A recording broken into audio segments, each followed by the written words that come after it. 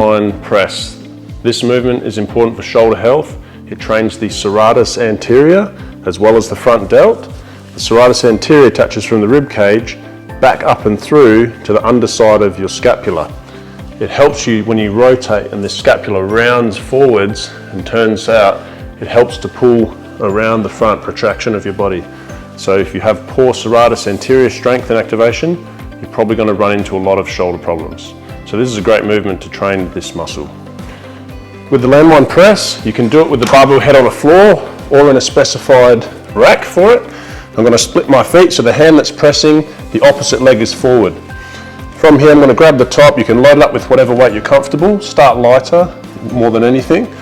I'm going to let it just sink behind so my elbow's in line with my mid auxiliary, but it's also slightly sinking behind, and I'm using my shoulder blade to round forwards.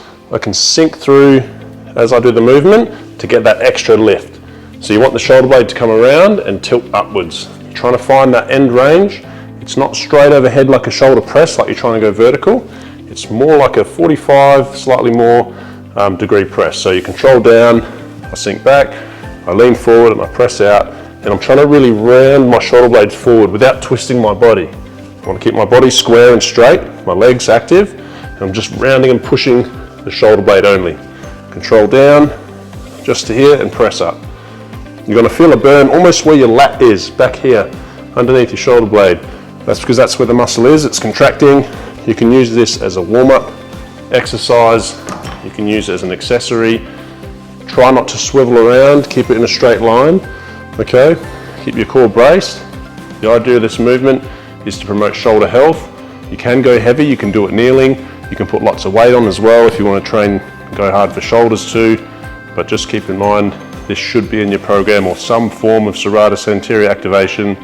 If you don't have a bar, you can also get a band where you are lifting against, like an uppercut in boxing, and you're pressing and rounding your shoulder blade up and forwards.